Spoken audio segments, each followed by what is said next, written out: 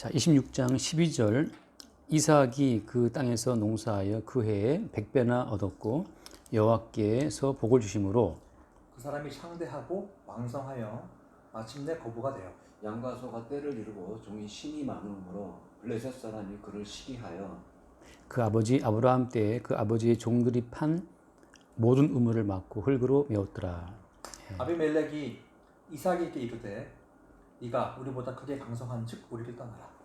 이삭이 그곳을 떠나 그랄 골짜기에 장막을 치고 거기 거류하며 그 아버지 아브라함 때에 팠던 우물들을 다시 팠으니 이는 아브라함이 죽은 후에 블레셋 사람이 그 우물들을 메웠음이라. 이삭이 그 우물들의 이름을 그의 아버지가 부르던 이름으로 불렀더라.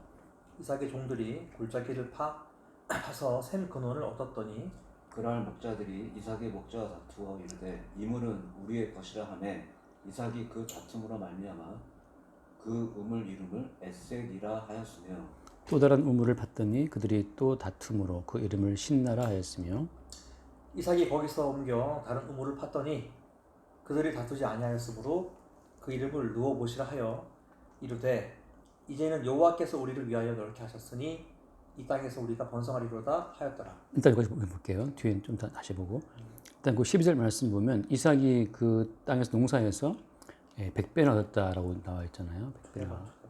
초대박인데 근데 거기 우리가 지난주에 오히려 이삭은 오히려 자기 아내를 누이라고 이제 거짓말을 치는 것 때문에 불신자 아비멜렉한테 오히려 수치를 당하는 사건이 있었잖아요.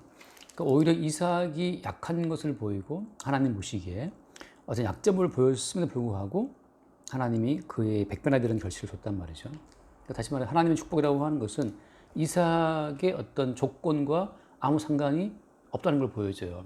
이삭이 말씀을 잘 지켰기 때문에, 이삭이 신실하게 살았기 때문에 복이 주어지고, 이삭이 범죄했기 때문에 복이 사라지고, 그게 아니고 비록 아내를 누이라고 속이는 그런 거짓말을 해서 이방인에게 수치를 당했음에도 불구하고 하나님께서는 그냥 복을 주시는 거죠. 그래서 이삭에게 주어진 복이 이삭 개인의 행위와 연관성이 있다 없다? 없다는 사실을 보여주시는 거예요. 그냥 그 이삭의 행위와 상관없이 주께서 주고자 하시는 그 복 자체를 그냥 주신다는 것을 이제 알 수가 있는 거죠. 그러니까 우리가 지금 이제 이삭 사건 자체는 모세의 법이 오기 전인데, 모세의 법이 오기 전에 믿음으로 살았던 그때에는 인간의 행위와 상관없이 주의 은혜를 말미암아서 100배씩 주어지는 겁니다. 그러니까 이삭도 본인이 알죠. 내가 뭘 잘했기 때문에 아니라는 사실을 본인도 알고, 그때 본인이 많이 놀라는 거예요, 본인도. 자, 이렇게 일단 창대하고 왕성하고, 자, 거부가 됐다는 표현을 하는데, 그렇다면 어때요? 이삭이 창대하고 왕성해진 이 모든 원인 자체는 이삭에게 있는 것이 아니고 누구한테 있다? 주님께 있는 거죠. 그러니까 주님의 은혜가 이삭에게 주어졌다는 사실을 성경에 말해주고 있는 거고, 여기서 중요한 것은 뭐냐? 은혜의 어떤 주입으로 말미암아서 이 땅에서 뭔가 그 은혜 받은 어떤 현상이 드러나게 되면, 그죠? 그 보이지 않는 은혜가 주입되어서 은혜의 어떤 현상이 바깥으로 드러나게 되면 뭐가 따라오냐 하면 그 14절 끝에 보면 나오죠. 블레셋 사람이 그럴 시기에 돼. 시기심이 따라와요. 다시 말해서 언약이 주어진 언약의 요소가 탑재된 성도가 등장하게 되면 그 언약의 요소로 말미암아 나타나게 되는 현상들 때문에 그 주변의 불신 세력, 어둠의 세력이죠. 어둠의 세력들이 시기하는 그런 사건이 벌어진다고 하는 거죠. 그래서 지금 그 다음 말씀 보면 15절 말씀에 그 아버지 아브라함 때에 그 아버지의 종들이 판 모든 우물을 막고 어떻게 했다? 흙으로 메웠다는 거죠. 누가? 블레셋 사람들이 시기해가지고서. 다시 말하면 이삭이 판 우물이 아니고 아버지가 판 우물을 이삭이 쓰고 있었는데 거기는 굉장히 중요한 지역이니까. 근데 이 시기심 때문에 아버지로부터 물려받았던 그 모든 우물들을 다 흙으로 메워버린 거예요. 이것은 이제 하나의 원리를 보여주는 건데, 은혜가 탑재가 되면 그 은혜에 대한 어떤 그 적대하는 세력이 주변에 생긴다고 하는 거예요. 그러니까 지금 이제 우리가 흔히 말하는 그 마태복음 5장에 그런 말씀 하시잖아요. 내 이름으로 너희가 핍박을 당하면 기뻐하고 즐거워하라는 말씀이 있는데, 잠깐 읽어볼게요. 마태복음 5장. 그 말씀 하신 이유가 뭐냐? 마태복음 5장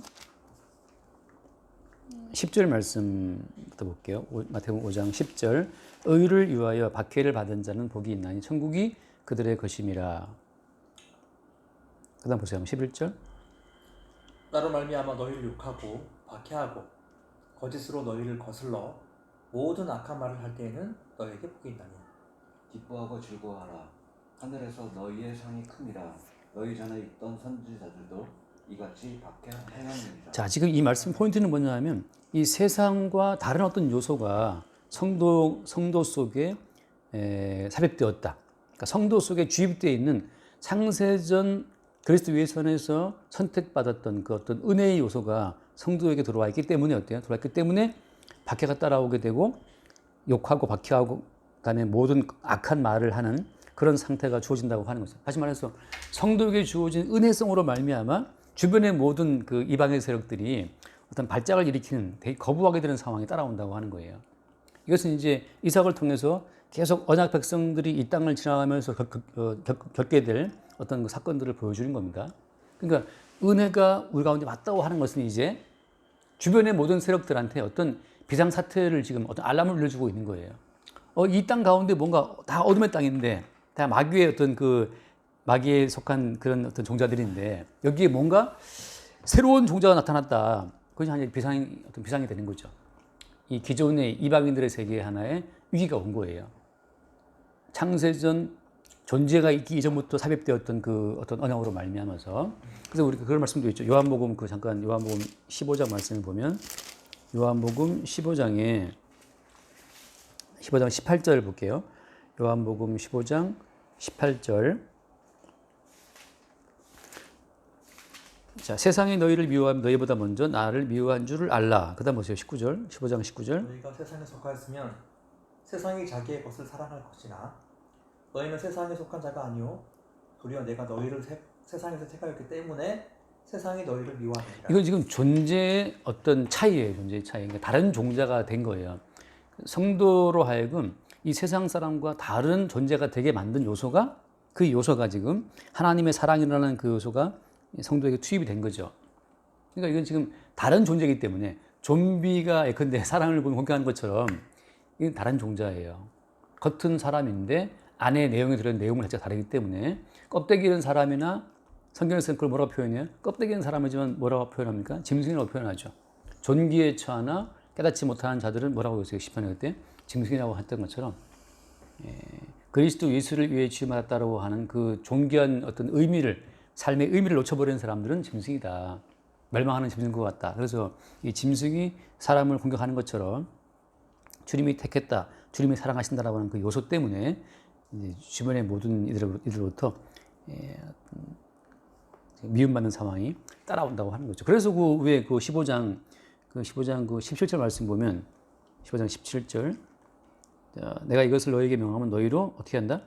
서로 사랑하게 하자. 그러니까 이게 성도끼리의 사랑이라고 하는 것이 왜 이게 사랑이 중요한 거냐 하면 어쨌든 간에 지금 말하자면 주님의 사랑을 믿지 못한 자들의 심령 가운데에는 성령이 없고 악령이 있어요. 귀신의 영들이 있고. 그래서 당연히 이제 그 귀신의 영들의 본능적인 어떤 그 싫어함 때문에 성도를 미워하게 돼 있죠. 그래서 잠깐 하나 더 넘어갈게요. 고린도후서 3장을 보면은 2장 고린도후서 2장입니다. 고린도후서 2장 그 14절 말씀을 볼게요. 2장 14절 항상 우리를 그리스도 안에서 이기게 하시고 우리로 말미암아 각처에서 그리스도를 아는 냄새를 나타내시는 하나님께 감사하노라. 어떤 그 냄새를 말합니다. 15절 다음. 우리는 구원받는 자들에게나 망하는 자들에게나 하나님 앞에서 그리스도의 향기니 이 사람에게는 사망으로부터 사망에 이르는 냄새요 저 사람에게는 생명으로부터 생명에 이르는 냄새라. 누가 이 일을 감당하리요? 도저히 감당할 수 없는 냄새가, 다시 말하면 생명을 받은 언약 백성에게서 풍겨나는 어떤 그 생명의 향이라고 하는 것이 언약받지 못한 이방인들, 그러니까 어둠의 영에 속한 자들한테는 그것이 견딜 수 없는 사망의 냄새예요.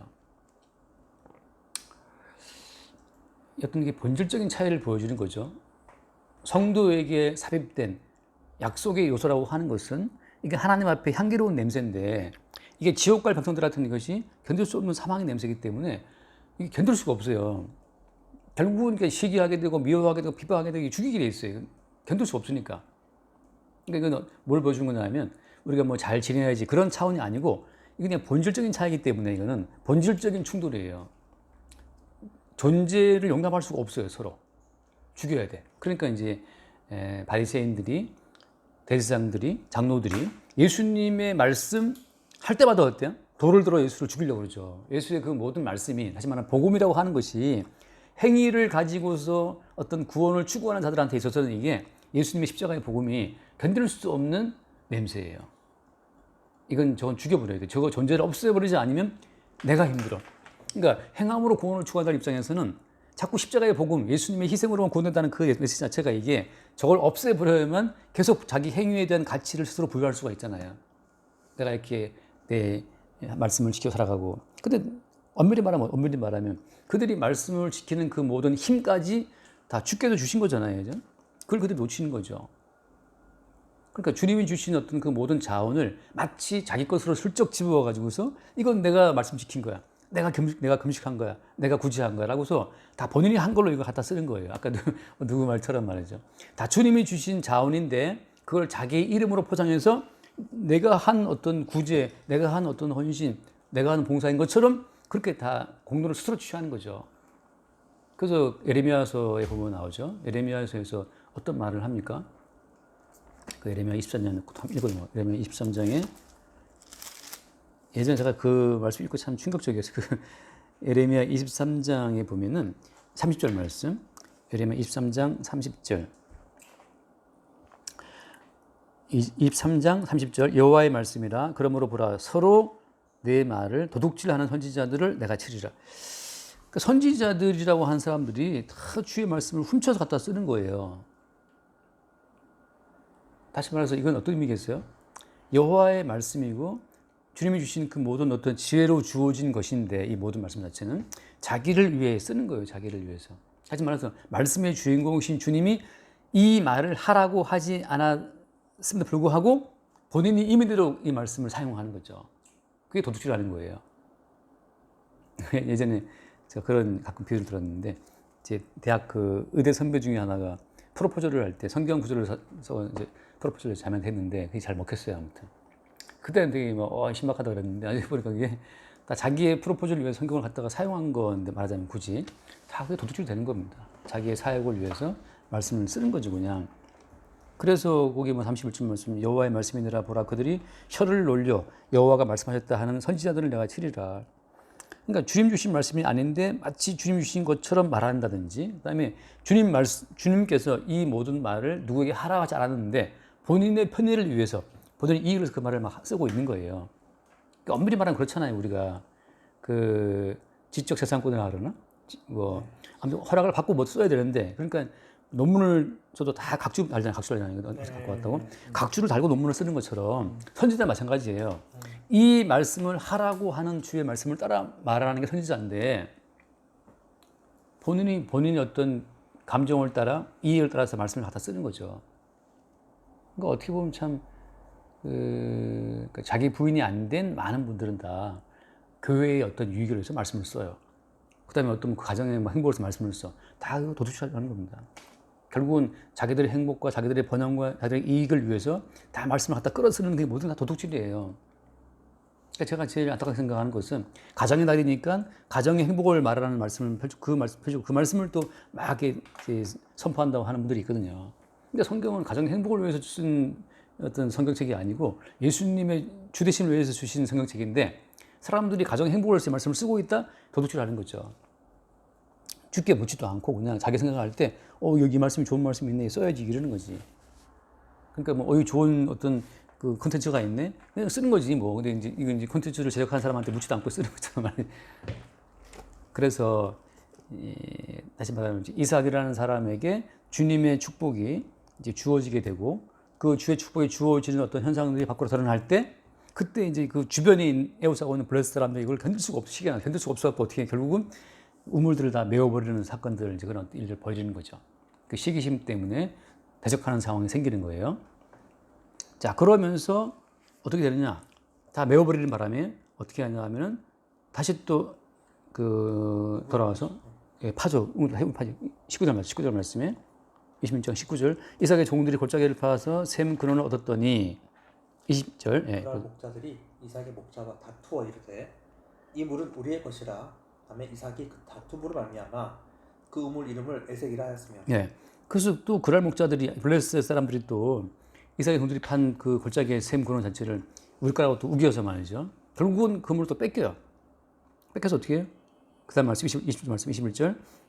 또 다른 우물을 팠더니 그들이 또 다툼으로 그 이름을 신나라 하였으며. 그래서 에색이라는 뜻은 그 각주 밑에 나와 있는 에색이라는 다툼이라는 뜻이고 신다라는 뜻은 대적함인데 다투고 대적하고 싸웠단 말이죠. 또 뺏겨. 그래서 다음 22절. 이삭이 거기서 옮겨 다른 우물을 팠더니 그들이 다투지 아니하였으므로 그 이름을 르호봇이라 하여 이르되 이제는 여호와께서 우리를 위하여 넓게 하셨으니 이 땅에 우리가 번성하리로다 하였더라. 이게 다툴 수 없는 정도까지 커져 버리면 다툴 수 없어요. 근데 이제 만만하게 보이니까 이제 계속 이제 뺏고 그런 건데 나중에 이제 세 번째 주님께서 이제 에색 뺏겨, 신나 뺏겨, 로버까지 왔을 때 그때 더 이상 저 건들 수 없다고 하는 것으로 이제 확인이 됐을 때 건드리지 않고 이삭이 말하죠. 여호와께서 우리를 넓게 했다라고 이제 결국 이삭은 주님이 행하신 걸 보는 거예요. 그래서 나온 결론이 뭐냐? 그 다음 말씀 23절. 이삭이 거기서부터 부엘세바로 올라갔더니 그 밤에 여호와께서 그에게 나타나서 이르시되 나는 내 아버지 아브라함의 하나님이니 두려워하지 말라. 내 종 아브라함을 위하여 내가 너와 함께 있어 내게 복을 주어 내 자손이 번성하게 하리라 하신지라. 결국 여호와께서 나타나심을 알면서 그동안 살아왔던 이 모든 번성, 살아왔던 그 모든 그 뭐라 할까요? 이방인의 땅에 들어와서 아내를 뺏길 뻔했는데 어떻게 됐죠? 여호와께서 함께 하심으로 아내를 지켰고 농사했을 때 또 함께 하시는 주의 은혜로 말미암아서 백배나 거두었고 다투고 싸웠지만 우물을 뺏겨 또 뺏겨도 어때요? 결국은 르호봇. 그러니까 다툴 때마다 커져 이삭은. 다툴 때마다 더 커져가지고 결국은 그 블레셋 사람들이 이제 싸울 수 없는 상황에 와버린 거잖아요. 그 모든 배경에 누가 있다는 걸 드러나는 겁니까? 하나님께서 함께 땅 하실는지 드러나고 있는 거죠. 또 말씀하시고 그래서 내가 너와 함께 있어서 내게 복을 주어서 번성하게 하겠다라고 또 약속을 주시는 거예요. 그래서 25절. 이삭이 그곳에 제단을 쌓고 여호와의 이름을 부르며 거기 장막을 쳤더니 이삭의 종들이 거기서도 우물을 팠더라. 네. 그래서 결국 여호와의 약속이 또 주어지고 확인되고 난 이후에 이제 26절 말씀. 아비멜렉이 그 친구 아흐착과 군대 장관 비골과 더불어 그랄에서부터 이삭에게로 온지라. 이삭이 그들에게 이르되 너희가 나를 미워하여 나에게 너희를 떠나게 하였거늘 어찌하여 내게 왔느냐. 그들이 이르되 여호와께서 너와 함께 계심을 우리가 분명히 보았으므로 우리의 사이 곧 우리와 너 사이에 맹세하여 너와 계약을 맺으리라 말하였노라. 너는 의리를 해하지 말라. 이는 우리가 너를 범하지 아니하고 선한 일만 내게 행하여 내가 평안히 가게 하였음이니라. 이제 너는 여호와께 복을 받은 자니라. 자, 결국은 마지막에 이제 이삭이 그러니까 우물을 뺏고 또 뺏고 뭐 메우고 해도 결국 계속 이삭이 번성해지니까 나중에 아비멜렉이 그러니까 블레셋 왕이죠. 그 왕이 군대 장관을 데리고 와서 화친 조약을 불가침 조약을 체결을 하자고 온 거예요. 그래서 이삭이 잔치를 베풀고 먹고 마시고 그들이 이제 갔다. 이제 그 말을 하고 있는 겁니다. 그래서 거기 32절에 나오는 게 뭐냐? 그날의 이삭의 종들이 자기들이 판 우물에 대하여 이삭에게 와서 알려 이르되 우리가 물을 얻었나이다. 그래서 33절 그 이름 뭐라고 지었어요? 그 이름을 세바라 한지라. 그러므로 그 성읍 이름이 오늘까지 부엘세바더라. 이 부엘세바가 사실은 그 아버지 아브라함도 부엘세바에서 거주했었고 우물을 팠었고 똑같이 어때요? 그 당시 아브라함도 이 누굽니까? 블레셋 왕 아비멜렉과 또 그 계약을 체결한 적이 있어요. 기억나시는지 모르겠는데. 자, 언약이 반복적으로 언약의 백성들을 통해서 확인되는 겁니다. 잠깐 읽고 넘어올게요. 창세기 21장을 보면 창세기 21장에 그 21장 22절 그때 아비멜렉과 그 후대장관 비굴이 아브라함에게 말하여 이르되 내가 무슨 하든지 하나님이 너와 함께 있었도다. 그런즉 너는 나와 네 아들과 네 손자에게 거짓이 행하지 아니하기를 이제 여기서 하나님을 가리켜 내게 맹세하라. 내가 내게 후대한 대로 너도 나와 내가 머무는 이 땅에 행할 것이니라. 아브라함이 이르되 내가 맹세하리라 하고. 자, 지금 똑같은 상황이에요. 아비멜렉은 블레셋의 왕의 명칭이니까 아비멜렉, 그다음에 군대 장관 이름도 아마 비교가 똑같은 명칭, 그 직명, 그 직무, 그 뭐라 직책 이름인 것 같아요. 똑같은 과정으로 또 와서 또 화친을 청하죠. 단지 아브라함 때는 어떤 일이 있었어요? 아브라함 때는 25절 말씀 보면 거기 21장 아비멜렉의 종들이 아브라함의 우물을 빼앗은 일에 관하여 아브라함이 아비멜렉을 책망하며 이때는 어때? 이때는 아브라함이 왜 내 우물을 뺏었냐라고 책망을 하거든요. 책망을 하니까 26절 말씀 보면 아비멜렉이 몰랐다 하고 이제 어떤 변명을 하죠. 그래서 27절 아브라함이 양과 소를 가져다가 아비멜렉에게 주고 두 사람이 서로 언약을 세우니라. 그 다음 보세요. 아브라함이 7 암양 새끼를 따로 놓으니. 아비멜렉이 아브라함에게 이르되 이 7 암양 새끼를 따로 놓으면 어찌미냐. 아브라함이 이르되 너는 내 손에서 이 암양 새끼 7을 받아 내가 이 우물 판 증거를 삼으라. 자, 암양 새끼 7을 따라 두어서 아브라함 내가 이 우물을 팠다고 하는 그 증거를 삼게 한 거예요. 그래서 7마리를 줬어요. 아비멜렉한테. 그러니까 지금 이제 이삭 때 아비멜렉이 아버지 뻘 되겠죠. 자, 그때 이 7 암양 새끼는 무슨 증거라고 했어요? 아브라함이 우물을 팠을 때 이 우물 자체를 내가 팠다고 하는 그 증거로 7 암양 새끼를 이제 줬는데 아비멜렉한테 이 7 암양 새끼라고 하는 것은 이 우물을 판 사람은 나지만 사실은 어떻다? 이게 지금 주님께서 내 힘과 내 공로로 판 우물이 아니고 7 암양 새끼가 그 모형적으로 제시해지고 있는 것 자체가 그게 이제 대속제물로 죽임당하신 어린 양을 말하는데 대신 희생제물로 죽임당할 그 누구에 의해서 내가 이 우물을 판 것이라고 하는 것을 고백하는 거예요.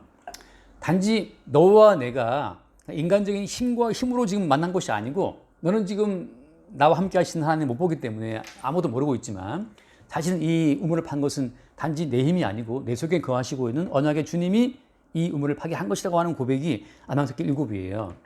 그러니까 성도 입장에서는 내 힘과 내 지혜로 이것을 한 것이 아니고 이것을 하게 한 주체는 주님이라고 하는 그 증거가 그 이제 희생 제물로 나를 위해 죽으시고 모든 걸 공급하시는 예수라고 하는 그 사실을 증거하는 고백이 여기 들어 있는 거죠. 그래서 아비멜렉이 이걸 받아 가지고 갔어요. 맹세하고.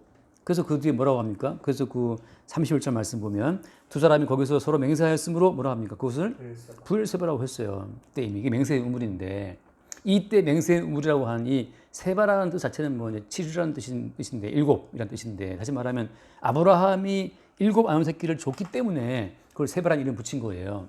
이 우물은 인간적인 내 지혜와 내 어떤 힘으로 판 우물이 아니고 함께하는 희생 어떤 제물의 근거에서 판 우물이라는 사실을 부엘세바 이름에 담아둔 거죠.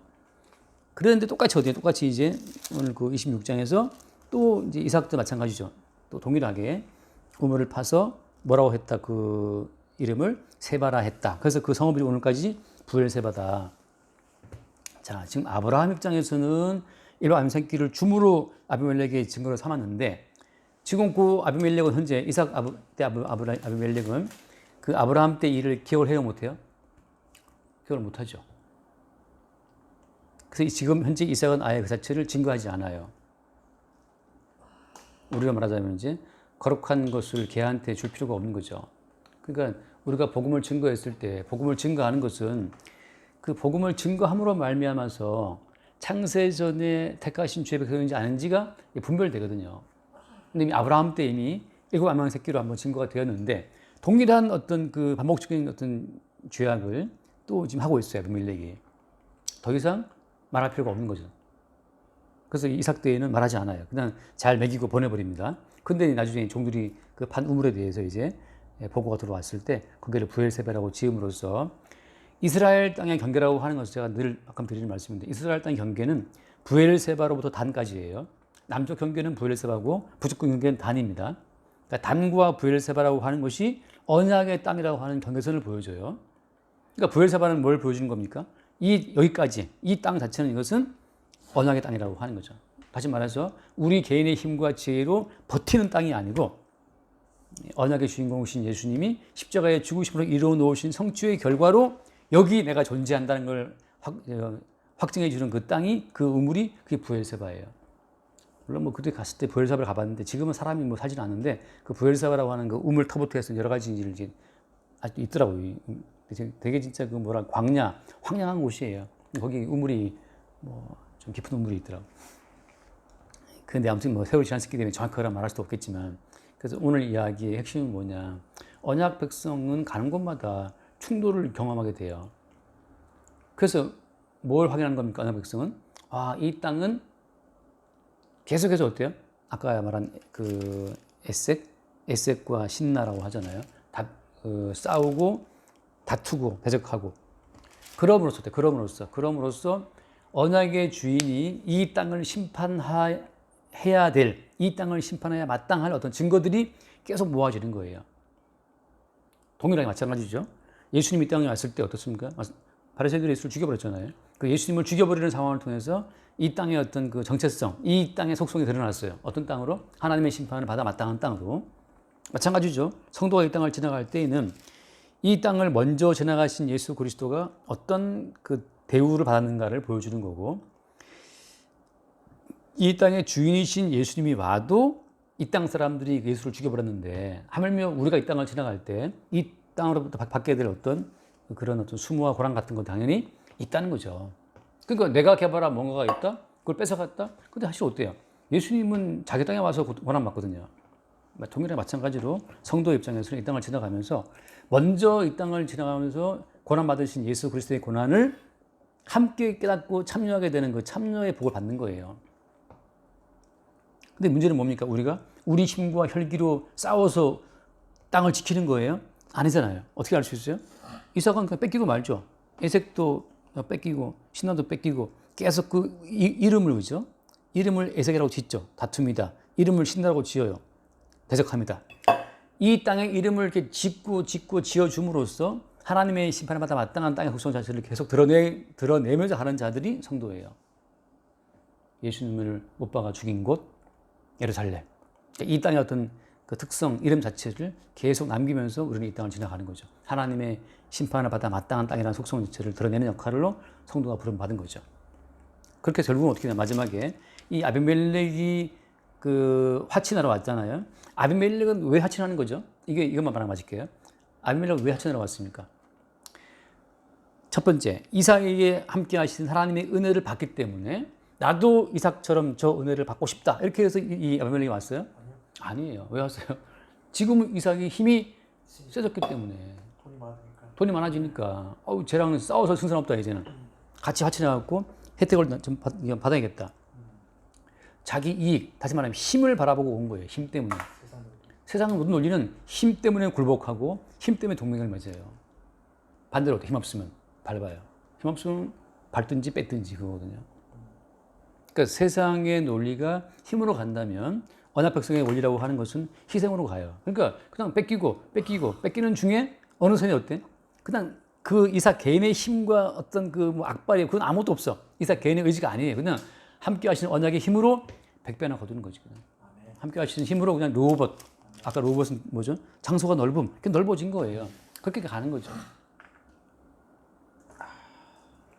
그럼 반대로.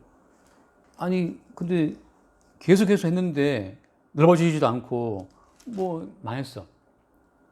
그것도 누구의 코스예요? 예수님 코스예요. 예수님과 함께 십자가에 죽는 코스인데, 다시 말해서 우리 개인으로서는 뭔가를 얻어서 우리 개인의 이름으로 등기칠 생각 자체는 하지 않는 게 좋아요. 주님께서 주님의 이름을 위해서 우리를 그냥 크게 하시는 거고, 때로는 작게 하시는 거고, 때로 우리 끌고 가시는 거기 때문에 중요한 것은 뭡니까? 이미 창세전 언약 가운데 영원한 생명이 들어온 자는 생존을 위한 삶이 아니고 생명 자체를 드러내기 위한 삶이기 때문에 다 뺏겨도 상관이 없어. 왜? 이미 영원한 생명이 있기 때문에. 아비멜렉은 지금 생존의 문제예요. 그래서 급히 와서 화친을 청한단 말이죠. 근데 이삭 입장에서는 이미 생존은 해결됐어. 어떤 점에서? 생명이 왔기 때문에. 영원한 생명에 근거해서 살아가는 자에게는 생존 자체는 큰 문제가 안 되죠. 생존이 없어서 죽어도 어때? 이미 영원한 생명 가운데 들어있기 때문에 큰 문제가 안 되는 거죠. 아까 그 어떤 아는 목사님이 카톡으로 뭐 잘 지내십니까 하고 이제 단톡방에 올렸더라고. 그래서 제가 답장하기를 네, 그러니까 주님께서 아직 제 목숨은 거두지 않았습니다 하고 이제 답장을 했어요. 그러니까 이제 되게 이제 웃는 거지. 이게 제 입장에서는 잘 지내는가 그래 잘 못 지낼 수도 있고 러시아 미사일 날라갖고 우크라이나 지금 뭐그 쇼핑센터에서 뭐 수십 명 죽고 어저께도 뭐 안동에서 안동시청 공무원 여자 공무원 칼 찔러 죽고 그 뉴스 봤어요? 또 뭐 안동에서 또 어제 죽고 났더라고 또 어떤 그 집단 린치를 했는데 그 당한 남자 아이가 칼로 이제 그 마트 가서 칼 사고 와갖고 찔러갖고 죽었더라고 괴롭혔던 거. 근데 여기 경동맥이 잘라지니까 그냥 피가 후루룩 그냥 피가 진짜 호수처럼 쫙 부러지더니 그냥 팍 쓰러지더라고. 여기 동맥이 있는데 이게 잘라지면 그냥 호수 터진 것처럼 피가. 그렇지. 여기, 예. 여기 동맥은 좀 깊이 들어가 있거든 이거. 네. 속에 들어가 있는데 여기 카타칼로 그냥 그어버리니까 바로 그 큰 애가 쓰러지더라고. 살아있는 자체가 살고자 하는 노력으로 사는 게 아니고, 아니 그 시청 공무원 또 뭐 50대 여자분인데 얼마나 애들 중학생 애들 키우면서 살아보겠다고 열심히 그 나왔는데 소년 엉뚱한 애한테 죽임 당한 거잖아요.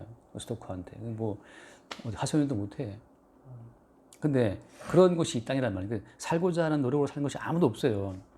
근데 우리가 볼 때는 왜 그 사람 죽입니까 그러는데 하나님 보시기에 이 땅 같지 않냐 죽음의 땅이에요. 그러니까 이미 이삭 같은 경우에, 그러니까 언약 백성의 경우는 이미 생명 속에 들어와 있는 자에게는 생존이라고 하는 것은 그건 별 문제가 안 돼요.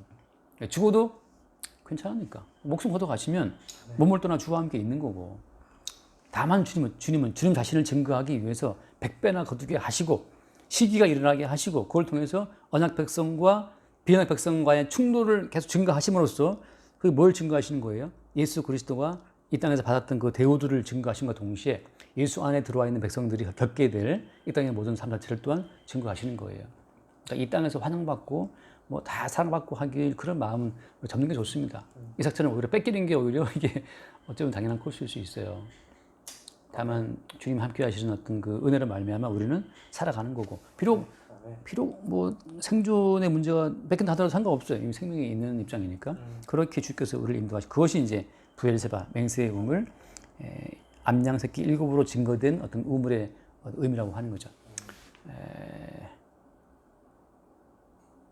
여기까지 할까요?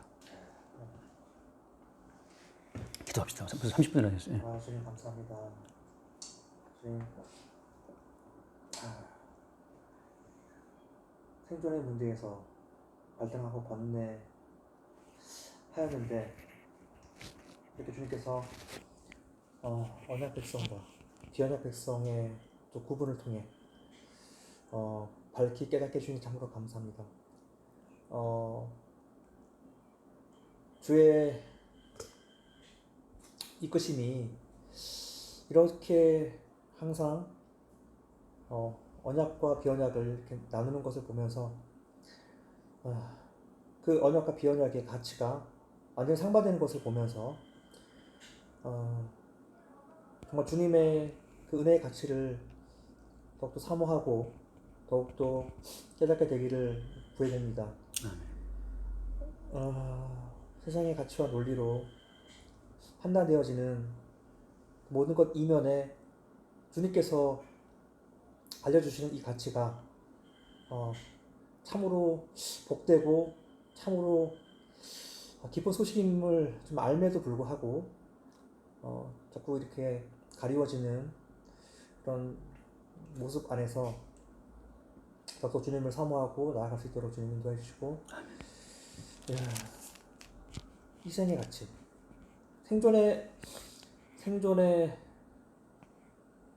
가치를 넘어선 생존의 가치를 부정케 되고 오직 그 은혜의 가치, 희생의 가치 이런 것들을 더욱더 깨달을 수 있도록 주님 인도해 주시옵소서. 예수님 이름으로 기도합니다. 아멘.